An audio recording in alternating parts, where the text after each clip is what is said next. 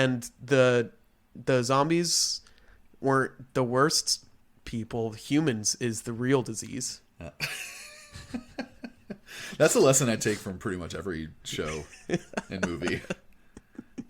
Zombies aren't the real problem. If I have to see one more zombie thing where it's just like that, any zombie thing in general, but specifically it's like, oh, it's not the zombies that are the biggest. I'm going to flip my lid. In any case, No.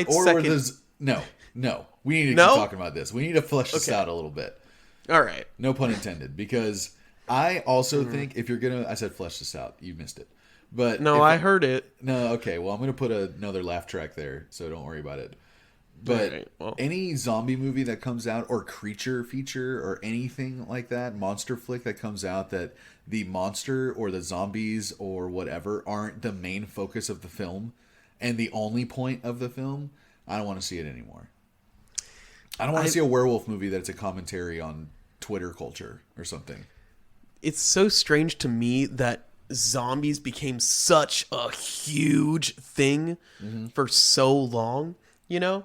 And the first zombie movies were about solely the zombies, and then it evolved into like Walking Dead or whatever, where it turned on the humans, and like zombies are few and far between but still dangerous. Society's collapse, and it's that. But like, it's crazy to me how every single piece of zombie media after that is the exact same thing. Like it's... a couple stragglers or maybe one survivor, and there's a safe zone over here.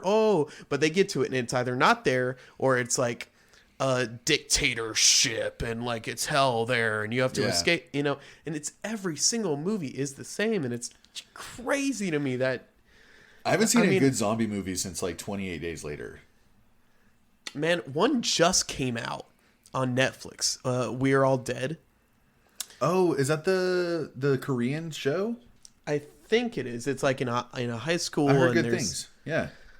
I'm sure it's fine, but I'm sure it's exactly like every other zombie movie. It's probably like High School of the Dead, dude, which is like crazy to say, because High School of the Dead is total just like booby, but fancy, like, but I'm sure it follows the exact same all booby plot. butts.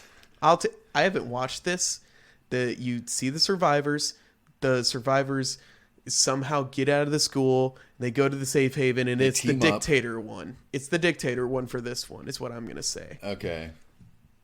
And then it turns out they were the zombies all along. I don't know. I'm making that part up. But. I did like the teenage zombie movie where the girl's in love with the zombie. What's it called? Like Dead Love or something? I think it's like follows the iPhone convention where it's like iDead. No, like, there's an iZombie is that show. iZombie. Did you ever see Zack Snyder's Army of the Dead on Netflix? Is that like I always get? I don't think so. No, I'm gonna say no. It was like Dave Bautista and Tig Notaro and a bunch of random ass people in it. Dave Bautista from WWE? Yeah. He's the main guy. Sure, why not? Yeah. It's not good, but he does such a different thing with zombies in that one. Like Zack Snyder like completely changed zombie lore in this one, where there's like a king and queen zombie. Oh. And all the zombies are like connected in a weird way, and then there were also robot zombies in it. All right. And so apparently it's supposed to, obviously, like, he's setting up, like, I gotta expand this universe in slow motion. Sure. So there's robot zombies for some reason, and there's a queen zombie, and they had a baby. Like, there was a baby zombie that was like glowing blue. It was very strange, but you should watch it just for like how different it is on zombie. It's such a different take that I haven't seen in a long time. It's not a good movie, but at least it's trying something new. At least it's trying. So which now I'm sure you could save for this album. Now you can tell me what it is. You know what? Maybe I don't want to tell you what it is anymore. Yeah, I didn't really care. All right. Well, thanks for watching the episode, everyone. Bye, buddies.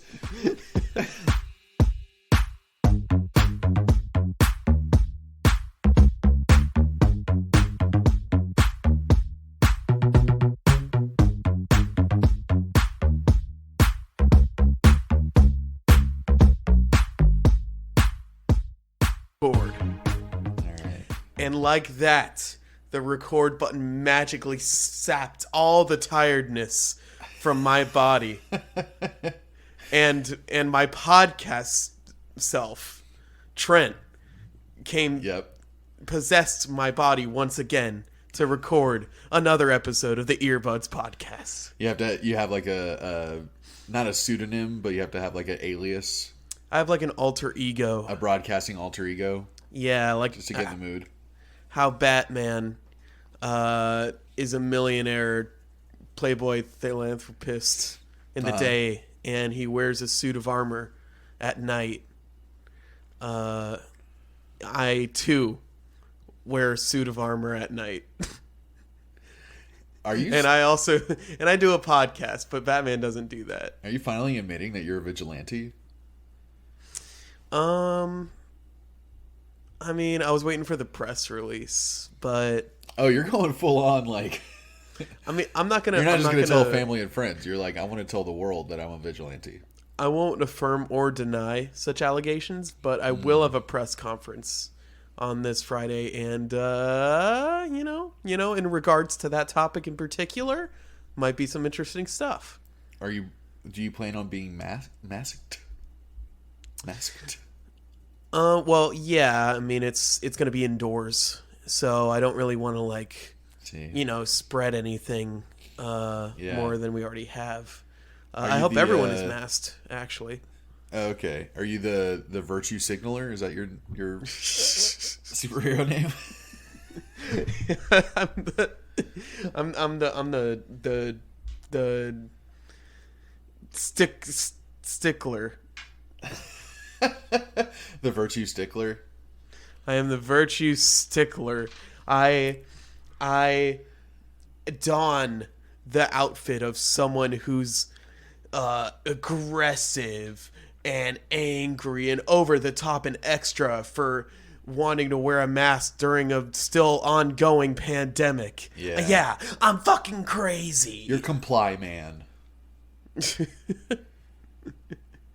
But I am a little worried because I sent you that email and you didn't get back to me on your what emails, Brett. I don't know how many times I have to tell you. I usually Stop try to emails.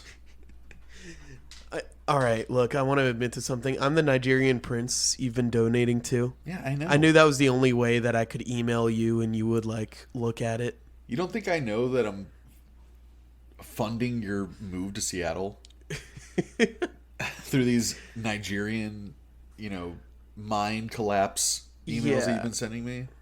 But in any case, I am a little worried because I'm not sure you have planned out your sidekick attire for the press conference. See, this is why I need to start reading your emails. Yeah. Do I need to find some sort of gimp suit or something? A full body mask? Yeah.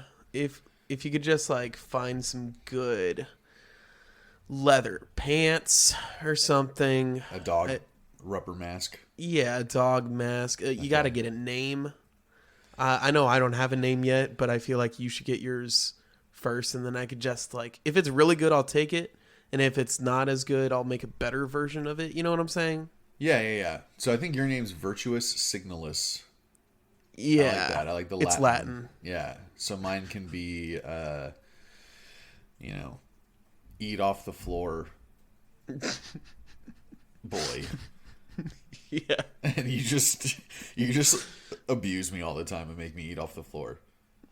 Yeah, people be like, so how's that a sidekick? Because they don't really do anything except for eat off.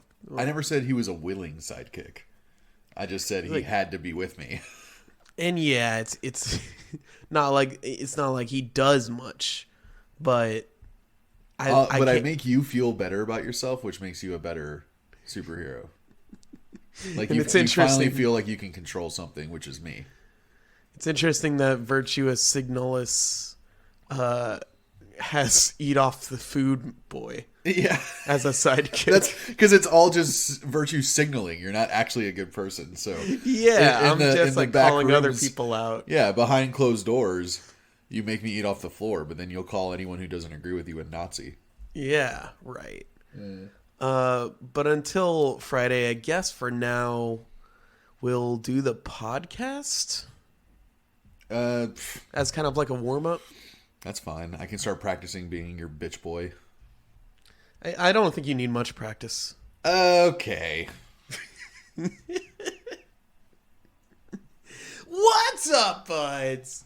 Welcome to another episode of the Earbuds Podcast. This is a podcast where two very good buds talk about albums for a very good amount of time. I, as always, am your co-host, Virtuis Signalus. Yes. Brett Handerhan. Dude, that's your wrestler name. We finally figured it out, too. Oh, it's not going to be that. Oh, well, little do you know.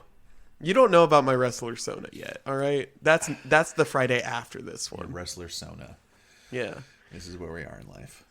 Join with me, as always, Lucas Eat Off the Floor boy, Indra. Yep. And I'm hungry. Well, I got some tasty harmonies and melodies for you today, Lucas. What album did you bring into the podcast this week? I brought in a new record, relatively new to the world. Came out a couple weeks ago as of when we're recording this, but it's called Manticore. Manticore by a band called Shovels and Rope, who I used to be really, really into like 10 years ago, a little over 10 years ago. Really? Yeah, I love Shovels and Rope. There was a moment there in my life, like maybe 2-3 years, that I got like really into the folk country stuff that had been coming out, like Sturgill Simpson and Houndmouth and Shovels and Rope, and kind of like a new school of country that was coming out that I was really, really digging, man. And I took like a trip to Nashville at this time, and Little Rock and Memphis, and like wrote a whole bunch of country songs with my friend who came with me on the road trip. And I was never into this stuff before, but Shovels and Rope had a really cool vibe when they were first starting out, like in 2006 and 7, and it lasted a good while, man. I was really into it for a while, and this album is very different from what I remember them sounding. I've never heard of Shovels and Rope, and I never really have gotten into that side of music. You sent me a whole playlist of Sturgill Simpson songs, and that's Have you even listened to it yet?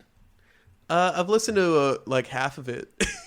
Okay, so do you not like what you've heard? Because it's all so different, right? I do like it, but it's just like, I don't know. I never listen to country, so I'm never like in a country mood. Even if Sturgill like branches off, you know. I predict that you're probably going to be more open listening to it once you move to the Pacific Northwest, because then it's like, well, now this is part of my roots a little bit. Like you have lived in Texas your whole life. Like Central Texas and country and honky tonk and all that stuff is so big where we grew up. And I noticed it in a lot of friends that left Texas, that all of a sudden they're wearing like fucking belt buckles and listening to Pat Green. I fully plan on committing to the cowboy look only when I get to Seattle, just so I can like, I'll don the accent. I'll like, so where are y'all horse stables around here? I need to park my horse to go to the bar. You're gonna be, but like an anime cowboy, like a Cowboy Bebop cowboy, is what you're going for. I'm going for the most stereotypical version of what I'm sure everyone thinks a Texan is like. Because aside from the big cities like Houston, Dallas, San Antonio, and Austin, it is kind of that. Pretty much that. Yeah, a lot of people tucking in jeans into their cowboy boots and those fucking stupid ass long wallets that people love for some reason. Yep. That they're the size of checkbooks, or like 1.5 checkbooks. Everything's bigger, baby. Everything. Yeah. You're like, I need more room for my receipts. I need this long ass wallet with a sheriff star on it for some stupid fucking reason. Right. But I mean, I was very into. I got really into like the South, like the vibe of the South, back like maybe 10 years ago, a little over 10 years ago, and that's when I got really into Shovels and Rope. Well, you know what? Listening to this album, I got nothing against it. I even would go as far to say that I kind of like it.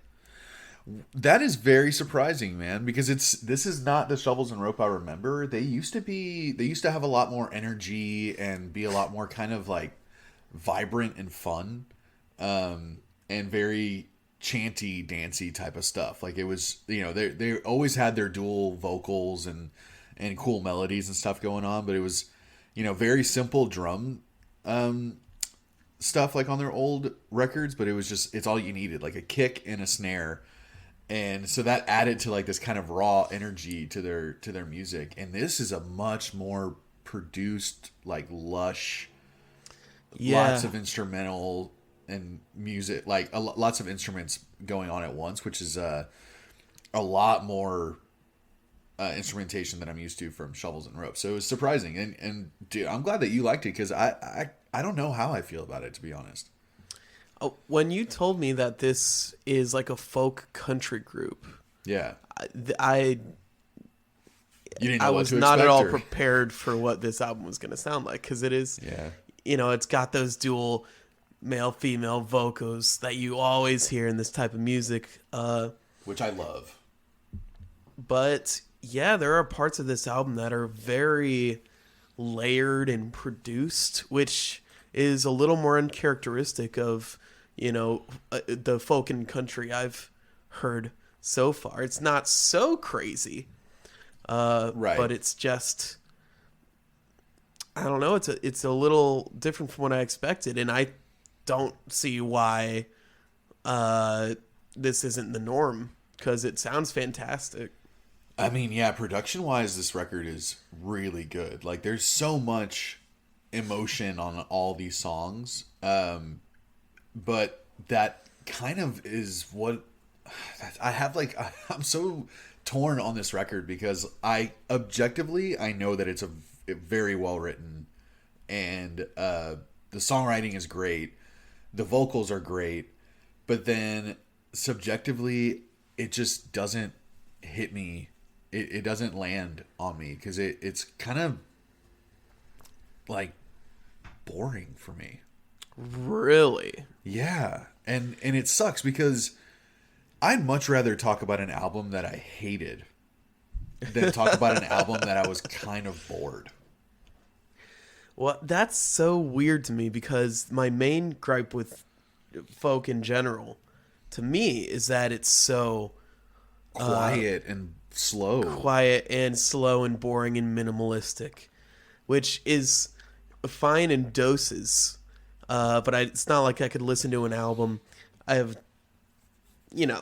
there's a couple albums I've listened to where the entire thing is just the singer and like an acoustic guitar. And it's that for like 9 songs in a row for like even half an hour. It's like there has to be something else for me to latch onto. Yeah. And that's something I appreciated on this album, is that there are those very slow, minimalist moments, but there are also a surprising amount of drum work, though it's not, crazy. There's nothing complex. The drums are never going to blow your mind, but they've always been used very effectively, like on all Shovels and Rope albums. And an array of other instruments, like pianos, and I think stringed instruments I heard back there. And lots of strings, like on No Man's Land. And on a like Domino, which is not kind of what I was expecting. It's a little more upbeat. It's got like a bass in it. It's got like an electric guitar. Yeah, probably the most energetic song on the record is the first song. Right. And that's always been, in my opinion, a very bad way to start off an album. I agree, man, because honestly, Domino sounds like a B-side of some of their older stuff. Like it sounds like it's kind of reminiscent of when they first started and they were being kind of energetic and playful and aggressive and raw. Right. But it's almost like it felt like a forced imitation of that. And I don't know if that has something to do with the concept of this record and how they wrote it. and everything, because so there's very little information about this album that's out there. Right, 'cause it's very recent. It's very recent, but this is also kind of a big, in my opinion, kind of a big band. Like I feel like Shovels and Rope is pretty popular, so I'm surprised that there isn't more press out there. But from what I read, they had written a lot of this music in 2019, like before COVID and any of that shit happened. So, Oh boy. like, I don't know how much of the record was written before then, but then when they went in to record it in 2020, like I think it was summer of 2020, they were, you know, we were deep in the pandemic and deep in a lot of people Right. doing a lot of introspection and stuff like that, and they realized that they have, because they wanted to bring this record back to roots of just guitar, drums. They wanted it to be very raw, but they also wanted it to be quiet and very emotional and very serious. But then they realized we have so much fucking time now because there's nothing else to do. So the record became a lot more layered, and they ended up putting a lot more music in there because they're like, we got nothing but time, so let's build these out to be as much as they can be. And I do really appreciate, despite it being subjectively boring for me on a lot of the record, like I really love a lot of the music. Like it's all really good music. Like genuinely, it's good. It just doesn't. It just didn't hit me as hard. But I loved like their inclusion of the strings, and I think something that they've always done really well is use synthesizers in a cool way, especially for this type of music. You don't expect to hear synth, and the little bits and bobs of synth on the whole record, like I loved all of it. And so what is it, you know, as having never listened to past Shovels and Ropes Yeah. records, I guess I wish I had now because I'd like more context. But is it just that it's less energetic that bores you, or is it like the lyrical content? No, I think lyrically this album is really good. Yeah, I think so too. I think their lyrics are really good. They've always been really good. And really catchy melodies and all that. But I think, a big difference for me is the energy levels. This album was just, I mean, there's 6 or 7 songs in a row that are very slow on this record. And that is not usual from Shovels and Rope. It's not to say that they didn't have anything like this, like, in their discography before. And I'll be honest, like, I stopped really listening to their stuff after 2012 or something like that. And they've had plenty of records come out since then. So this change might have been a long time coming for all I know. But yeah, to me, it's just not as energetic, not as fun. This album is just very somber and serious and quiet. And just, it has a time and place for sure. Like this, it grew on me. Like when the first time I listened through the whole thing, I really disliked it. And a lot of it grew on me because it is a great like Sunday morning drinking coffee, watching the sunrise type of record. You know, like it's quiet and it almost like will force you to be introspective because they're just, you know, it's just very like deep personal lyrics. Right. But it'll make you fucking sad, and that's not a great way to start your day. You know, so a lot of it is just not, I wasn't ever in the mood to listen to something like this, but then when I was more in that kind of like quiet mood and everything, it landed a little bit harder. But I mean, I will say, despite how much I like their lyrics, and I do think that when their voices are really good, I think their voices are like beautiful and haunting and like very sad sounding. They capture and express that emotion really well. But there was a lot of times on this record that I felt like they were wailing on a lot of songs, and it kind of was obnoxious to me. You didn't like how much they were like projecting? Yeah, it seemed like they were just singing loudly a lot of times, and it almost felt like a joke at times, like on Bleed Me and Crown Victoria and a couple of other songs that I'm just, it honestly, like the last track, The Human Race, like Carrie Ann kind of gets really exaggerated with her voice, and she does this like type of like waily thing that I'm like, yo, that is way too much for me, and it makes me laugh. Like there was a few times where me and Christina like laughed listening to this album. Man, it's so weird. I had no idea that we would be so at ends with this record, because can't- I don't feel that way at all. I can't believe it, dude. I feel like it's like they use the dynamics well. It's not like they're doing this whole like yelling, howling, whatever throughout the entire song. No. You know, they build up to it and Bleed Me, I think. Yeah. And it's, you know, maybe it's better to think of it outside of the context of like folk or country, because at times it just kind of sounds like a singer-songwriter type, what you would just see at a cafe or something, and two singers are just, you know, hanging out there together. Yeah, but I mean, it seems like if you heard this live in like such a intimate setting like that, like everyone would be crying. Right. Like them singing, "You are the best part," and like just being super emotional. Like you can, that's the why I feel so weird about this record, and it almost like bothers me that I can't figure out how I feel about it, because I can see objectively how it's really fucking good, and then it's just not for me.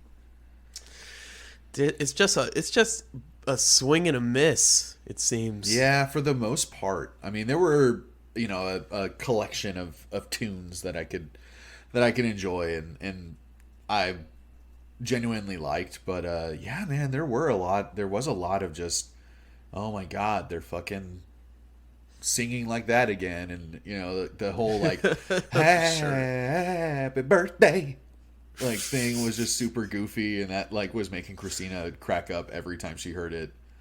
And the songs are too long for me. Like, I don't want to hear a 5 to 6 minute long super intense brooding folk Americana song. You know, like that is very long, and it seems like there was 5 or 6 choruses when the songs were that long, and it's just unnecessary in my opinion. Yeah, there's only I think about 3 songs that are under 4 minutes, and you know, just barely at that. Yeah. Yeah, and even the ones that were 4 minutes, 4.5 minutes, they felt much longer just because it was so slow. Right. But I mean, you know, I've been bitching for the last 10 minutes. Like, tell me what you liked so much about it, because I am super, super surprised that we were so opposite of the spectrum here on this album. I didn't expect you to like this at all. Why did you bring it to the podcast then? Well, I didn't expect you to like this at all after I listened to the album, because I hadn't heard it yet. Okay. So, you know, because I was like, oh, Shovels and Rope, that's fun. And I thought it was something that would be new for you, because I assumed that you had never heard these guys. And so it was just bringing something different to the table and kind of putting you out of your comfort zone a little bit. And then when I listened to it the first time, I was like, oh, Brett is going to fucking hate this. I mean, it's the thing about this album, it's not inaccessible. No. By any means. Anyone can listen to this album and, you know, I think pretty fairly about it. It's not like it's something out of my wheelhouse. It's not like it's something I've never heard before. But right? you've already told me you're a rock bashing caveman. That's true. Like, you know, I would never think you know, you would want to hear someone sing Happy Birthday in a, you know, it sounding like they're half crying. But I think you know as well as I do, when your like cave wife comes home and you come back with a Tyrannosaurus head and you're all just eating food around the fire, you know, you realize how good you got it. You realize how good you got it. You want to Yeah. lay back. You just want to listen to some chill tunes. You know, you put on the AirPods for when you're doing the hunt, and you get your hype beast music for when you're chasing that mammoth. You know, I feel like it's more this album brings me more to like frontier era stuff. Like, I can picture a lot of hipsters that look like they want to create their own homestead out in Wyoming or something. So they dress like frontiers people. I feel like they are gonna love this, smoking pipe tobacco and drinking some weird rye. Well, let me tell you some things I like about this record. Okay. All right. Yeah. This Prove is a me married wrong, Chris Benoit. This is a married couple, right? Yes. Yes. And they've been playing for 10 plus years. Long time, longer than that. Long time. So it's easy to tell they're in sync. They are. Oh God, yeah. their harmonies, they don't miss a beat. They know exactly what they're doing. They're focused. The lyrics on this album are fantastic. It's really nice for me whenever I can read lyrics on something and maybe the first time I don't understand it, but a couple look throughs I'm like, oh, I get it. Like the metaphors and allusions are colorful enough that it keeps me interested, but accessible enough that I can actually understand what they're saying. Right. It makes sense. Like on Bleed Me, where it's kind of talking about, it's kind of vampiric a little bit. Yeah. But it's talking about how, they love their children so much, and it's just like bleed me dry of all my love, basically. And right. It's a beautiful sentiment, but they're doing it in this kind of dark, raw, really kind of like, not fucked up, but yeah, in a very different way that it's just kind of like, it does. I really, really loved their lyrics on the whole album, other than Happy Birthday. I like that one too. Of course you do. But, I guess a sidebar. How on earth do you make songs like this with your wife? How do you make songs about love, like with your wife, and songs like The Human Race, where you're like pretty much near suicidal? Yeah. And like bring it to your wife or husband or, whichever is doing whatever in the band. You're like, so here's the lyrics that you're going to harmonize with me on. It's about how much I want to like die. Yeah. No one wins the human race. Yeah. It's like, there are lyrics akin to like, there's no point in winning, so we might as well cut it short or something. Yeah, take one to the temple and call it a day or whatever they say. Right. I love that line. Yeah, well, apparently this album is kind of a concept record. Really?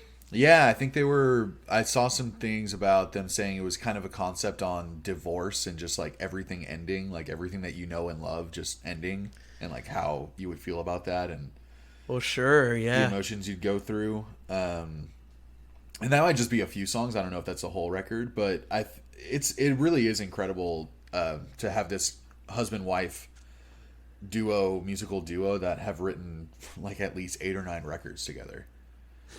Right, and maybe 8 or 9 records in, and they write one of their most emotionally raw and personal records of their whole career. I can only assume. Yeah. And that they like, I guess, are comfortable enough in their relationship that they can write a song like Divide and Conquer. Yeah, man, writing a song like that, or like Collateral Damage. I mean, just so many of these songs are right. So like No Man's Land was, kind of a concept song in and of itself. A lot of these songs are just very like very personal, and the themes and the lyrics can fly by if you're not paying attention, if you just kind of have it on in the background. But if you're following along and really paying attention to what they're saying, it's all these songs are pretty fucking heavy. That's why Domino kind of stands out also. Domino honestly doesn't belong on the record. It kind of doesn't. It really doesn't, because it also is about James Dean. Yeah, and like how he got in a car crash or something. Right, and how there's still weird celebrity worship around him, even like 100 years later after he passed away and all this. And I'm just like, so all your other songs are about divorce and losing everything you love and all this stuff, and then the opening track is about James Dean. I'm like, yeah, I think one thing doesn't fit here. But in any case, as I said before, I appreciate the layers that they put in some of these songs and some interesting instruments. I think on Collateral Damage, there's kind of like a little synth bass that kind of trickles in there near the end. The brumpy, I called it brumpy synth. Brumpy synth. Yeah, it's like brown, brown. And I do wish the songs could have been a little shorter, but as we'll see in Narnugs, which we'll get to, it wasn't a deal breaker. Yeah, I mean, my choice nugs on the album, it's not like they're the shortest songs on the record. It's just kind of the ones I landed on, and it was honestly kind of hard to pick my choice nugs. Well, let's get into it, man. It is time for Choice Nugs. It is time. It is time. It is time for Choice Nugs. Do you have any honorable mentions before? I do, man. A few of them. I liked Domino for what it was, even though it doesn't belong. You know, maybe that's why they put it as the first song. Yeah, it kind of. If they put it in the middle, people be like, "What is going on here?" Yeah, right. That's true. Like, imagine ending with Domino. You'd be like, "Wait." It's like, oh, like, okay. Is that a bonus track?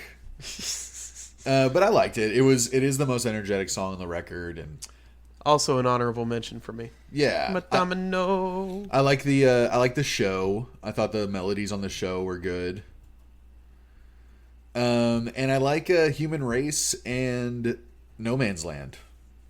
But there was a whole stretch there in the middle that I did not like that much at all. So my first choice nug is Collateral Damage. That's mine as well. Hey, dude, I love that chorus melody. I get a little hazy on the details. Yeah, whenever that part comes in, you're just like, yes, I love that melody. Yeah, it hits perfectly. And the song has a nice evolution as it goes on. You know, the dude joins in and drums kick in. There's some like super piano. Simple drums. There's that. What did you call it? The grumpy bass. The brumpy synth at the end. The brumpy synth. Yeah, it's awesome. Yeah, the song almost sounds like a modern Billy Joel song or something. Like, yeah, Collateral Damage sounds like a bar song to me. Right? I mean, it's a bar song for a bar that is clinically depressed. Yeah, I mean, everyone is gonna like drink cyanide after singing the song, but they're all super into the song. This is a heavy song and probably one of the more contentious songs that they brought in as a couple, I would assume, seeing as it's kind of like, in my opinion, it's about like just this failed marriage and someone just being miserable in this trapped marriage. Yeah, I wonder which one of them had the idea. It was like so hear me out. Whoever brings it in, it's like gonna be real suspicious to the other person. It's like, hey man, like, do we need to talk about this? They're like, I have this idea for a song, and I also have all the lyrics. I've written the whole thing. I don't need any of your help. Don't worry. But it was really easy actually to come. It's weird to write such a heavy song that's like kind of super depressing song, but it's so catchy to sing along to. Yeah, and it's, you know, it starts off pretty slow and somber, but when it picks up, it kind of gets to a speed where you can kind of bob your head to it, and it's not. Yeah, it's great mid-tempo. Yeah, like really easy to follow along with it. On the details. Yeah, super catchy, and yeah, it's so smart using that brumpy synth, that just simple just following along at the very end, and then they kind of it like ends the song by itself, and it's just such a cool touch that I feel like only Shovels and Rope and like people like them and Sturgill would think of. I mean, it's yeah, I do wish more traditional genres would embrace more modern things. Yeah. You know, but there's a whole stigma about it. It's ridiculous. Like Bob Dylan was like nearly crucified for bringing an electric guitar. Yeah, exactly. There's these like purists. And that was a while ago, but I mean, purists ruin it for everyone though. Like think about all these, like, speaking of country specifically, like all these country artists that are being held back from doing anything different because they know that Nashville's gonna reject them if they do. Right. You know? Yeah. And that the radio's not gonna want to play them, and everyone who wants to hear the stupid Red Solo Cup songs. And you know? Country specifically might be the harshest genre just because there's such a staunch stigma around it, and you have to look a certain way, and you have to sound a certain way, and you have to play a certain way. And I haven't looked into Sturgill, but I'm sure he's been blacklisted from a lot of he has, man, fans. But it's almost given him the total creative freedom to do whatever he wants, because he knows he's lost Nashville and like lost the main fan base of like country music. But he's like, all right, well, now there's no more pressure to try and get y'all to like me. And he's done so much cool stuff, like worked with the Dap Kings and done all this really interesting, like he did an anime short film like to go along with one of his records. Oh, hell yeah. And he's just doing whatever the fuck he wants. And I feel like Shovels and Rope also just probably haven't been accepted by that crowd either, you know? So I'm loving that genre of country music, because there really is nothing country music, like especially popular country music, which I guess you could say about any pop music. It's like it's the least socially conscious or outspoken of any genre. Yeah.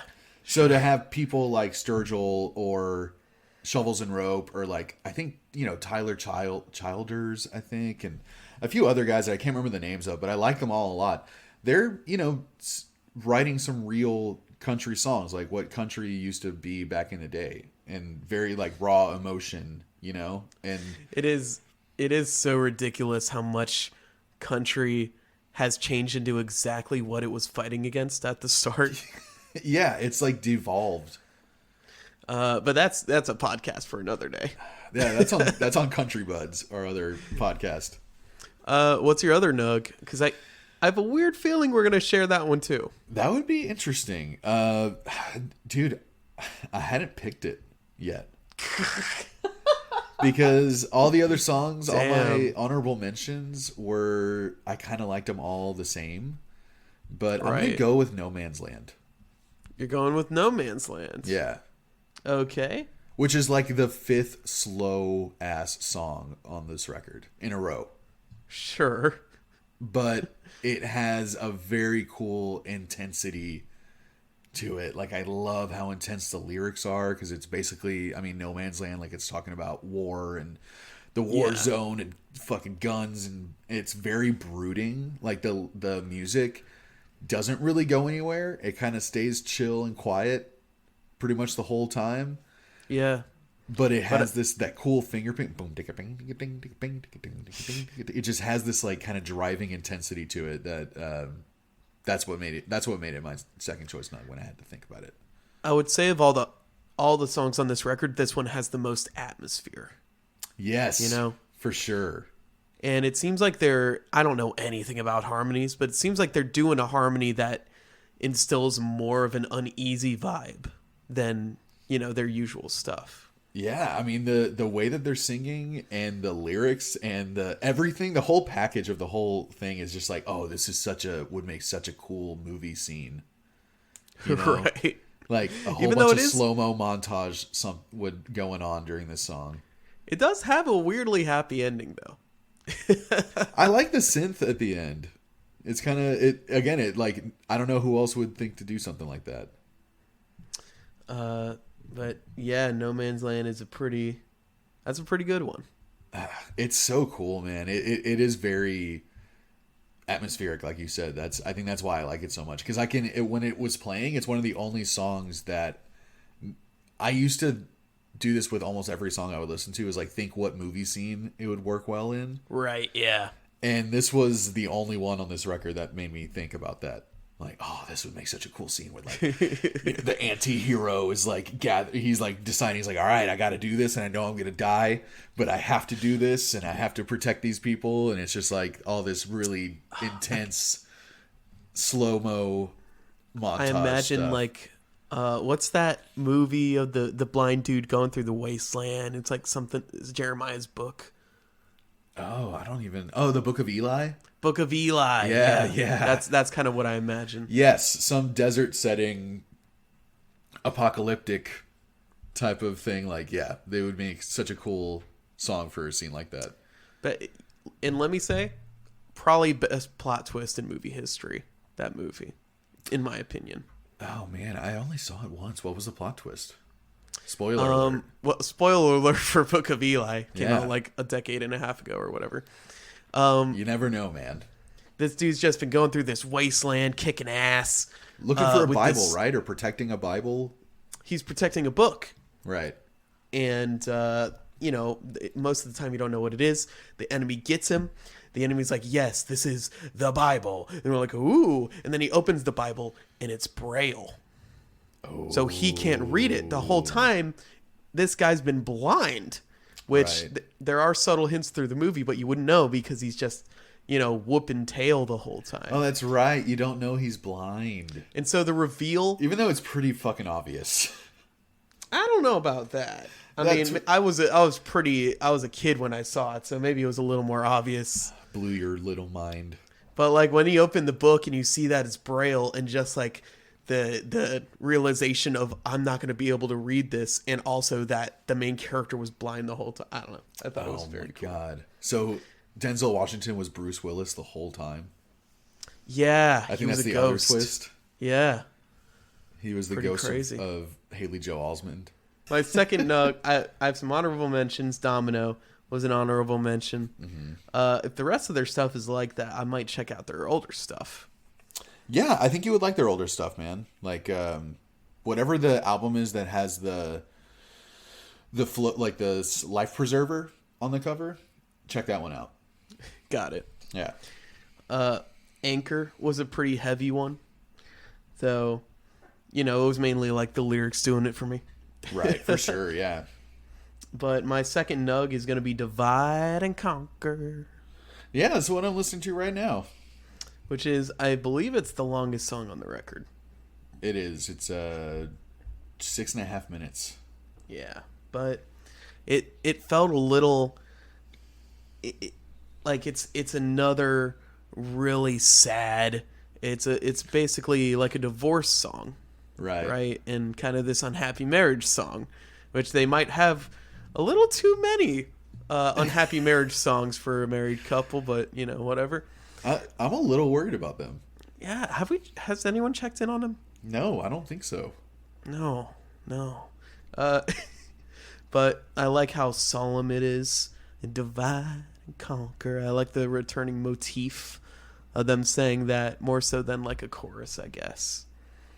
Yeah, I do like that little, whatever that is.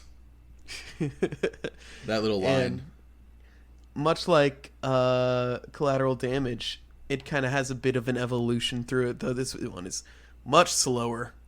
Yeah. It does get more instruments going. Like, eventually there's a nice little organ in there. And the piano and guitars and everything builds up on itself. But, yeah, it never really gets above, like, a decibel level of, like, 50. Right. But I don't know, something about this one. I feel like I really was able to get in line with the vibe of this one, I guess. Like I was able to, I felt it, man. I felt it. Yeah, I mean, I am just so surprised that, you keep surprising me. Yeah, well, the Valiant Signalus or whatever. Virtuis Signalus. You never know what to expect. It's true. This alter ego of yours is just starting to really come to fruition. What is your name? I mean, I will say, you sold it to me as a country folk record, so immediately my expectations may have been more ready for this record than yours. Yeah, honestly. For sure. Because I came into this knowing what I remember Shovels and Ropes sounding like. Yeah. And to me, this sounds pretty spot on to what you were alluding to. Yeah, for sure. But I don't know. It's not like I'll ever I might come back to a song or two on this record, but I don't know when I'm ever going to be in the mood. Right. Exactly. And so I would say a lot of my appreciation for this record comes from us having to listen to it and do it for an episode. In that context. All and right. if you just recommended this album to me, you were just like, oh, dude, you should check this out. Just, on an off day. You'd be like, then I'd be like, dude, why did you even give this to me? Well, that's awesome, because then this is something that you never would have listened to had I not made you for this show. That's true. We do that to each other. That's what this thing is. De nada. Gracias. There you go.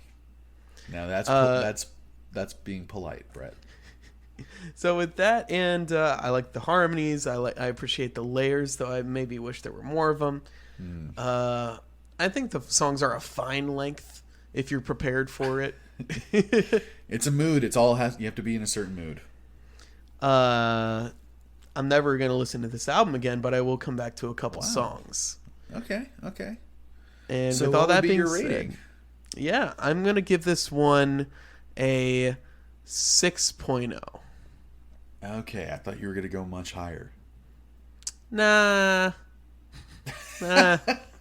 It's a 5 is like, to me, a 5 is like I'm indifferent about the entire thing. Right. So it's just like it's a bit above indifference, but there's a good amount of appreciation. Okay, cool. Wow. Yeah, I thought you were gonna be at least a 7. Nah, not quite so high. Well, they said that this album feels like heavy metal to them. And oh boy, I don't see or hear the connection at all. They say it's like, because it's intense musically as it is emotionally, is why they feel like this is their version of heavy metal. And if that's their version of heavy metal, I gotta make sure they never turn on 99.5 Hard Rock San Antonio, because that'll destroy them. They might have a fucking heart They attack. might have an aneurysm. Yeah. But I will say, like, it's a very intense album musically and emotionally. Like, I do agree with that. But I just don't see myself wanting to listen to it outside of being in a really melancholic mood or wanting to just have something quiet in the background.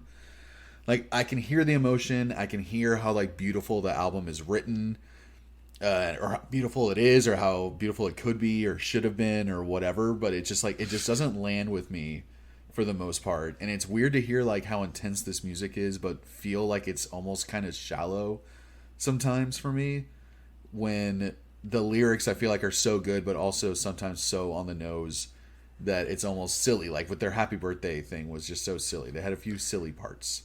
Well, you know what it is, Lucas, is you're not ready to get touched that deep. No, I'm not. I didn't ask for this. I didn't consent to this album. You asked specifically for this. Actually, you're right. That'll never hold in a court of law, though. You'll never get me. It's just it's weird, but the album doesn't have as much impact on me as I feel like it should. But I think objectively, this is really good music and really good songwriting. Subjectively, it was just kind of boring and quiet and didn't engage me, and I just couldn't really get into it. So I liked a couple of the songs. Didn't like really a lot of them. Were just too boring for me. So I'm gonna give it a 3.0. Dang. And that is super subjective, because I think if I was objective, I would give it more of a 7 something. Just for how well written and how, like, genuinely it is good music. And that's why I feel so conflicted, because it's good music I don't like.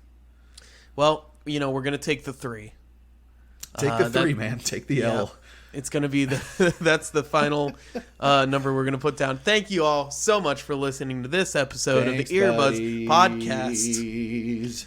I've decided I'm going to put an emphasis on just about every other word I say. Ooh, stick with it. Dedicate yourself to this joke. Thank you all for listening to check us out on Earbuds Podcast. John Luke Guitard, Brett Hanrahan, YouTube, Podbean, whatever. What album are we listening to next, Brett? We're listening to fucking Veni Vidi Vicious by the Hives. Oh, shit. Yep. Because I'm sick of it. I feel like that was very aggressive, the way you were telling me that just now. I know it's not. I know it's not relevant in any way. I know it's not really in the zeitgeist of music anymore. But gosh dang it, I like that album a lot. You have a lot to say about it. You gotta get a lot off your chest about this record. Don't even get me started. Okay. All right, I won't. Save it for the pod. Veni Vidi Vici. All right, I'll see if I can find it. I don't even know if any streaming platforms have that album anymore.